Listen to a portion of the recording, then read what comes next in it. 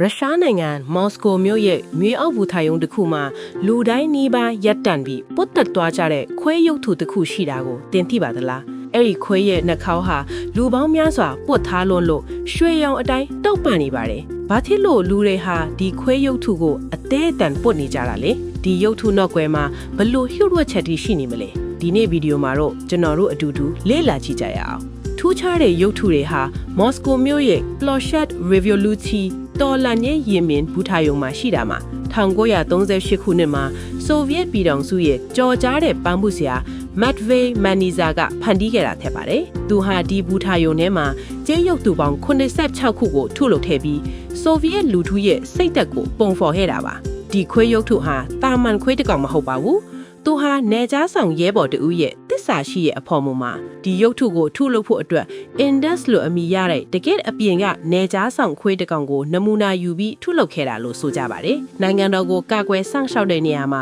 ခွေးနေရဲ့အရေးပါမှုနဲ့တစ္ဆာရှိမှုကိုဂုဏ်ပြုထားတာပဲဖြစ်ပါတယ်။ဒါဆိုလူတွေကဘာလို့ဒီခွေးနှာခေါင်းကိုလာပုတ်ကြတာလဲဒီနှာခေါင်းကိုပုတ်လိုက်ရင်တစ်နှစ်တာလုံးကံကောင်းမယ်လို့ရုရှားလူမျိုးတွေကယုံကြည်ကြပါတယ်။မော်စကိုကတက္ကသိုလ်ကျောင်းသားတွေဟာစာမေးပွဲမဖြေခင်ဒီခွေးနှာခေါင်းကိုလာပုတ်လေရှိပါတယ်။အဲ့ဒီလိုပုတ်ရင်စာမေးပွဲအောင်တယ်ဆိုတဲ့အယူအဆကအခုထိခေတ်စားနေတော့ပါ။ဒါထင်မကသေးပါဘူး။ချစ်သူရီးစားရကျင်သူတွေစီးပွားတက်ချင်သူတွေကလည်းသူတို့ရဲ့စုတောင်းတွေပြည့်ဖို့အတွက်ဒီခွေးရုပ်ကိုလာရောက်အားကိုးကြပါတယ်။အခုဆိုရင်တော့ဒီခွေးရုပ်ထုဟာရုရှားရဲ့ယဉ်ကျေးမှုတစ်ခုလိုတောင်ဖြစ်နေပါလိမ့်။တင်ရောမော်စကိုမြို့ကိုရောက်ခဲ့ရင်ဒီခွေးနှာခေါင်းလေးကိုပုတ်ပြီးစုတောင်းကြည့်ချင်ပါသလား။ဗီဒီယိုလေးကိုသဘောကျရင် like နဲ့ follow လုပ်ထားဖို့မမေ့နဲ့ဦးနော်။နောက်ထပ်စိတ်ဝင်စားဖို့ကောင်းတဲ့နေရာတွေကိုလည်းထပ်ပြီးတင်ဆက်ပေးသွားပါဦးမယ်။အားလုံးပဲကံကောင်းကြပါစေ။စီစဉ်လေးကိုဒီမှာပဲရပ်ခွင့်ပြုပါခင်ဗျာ။နောက်စီစဉ်တွေမှာပြန်တွေ့ကြရအောင်။ကျွန်တော်ရဲ့တင်ပြမှုလေးကိုကြိုက်နေတဲ့ဆိုရင် like share subscribe တွေနဲ့အားပေးခဲ့ပါအောင်ခင်ဗျာ။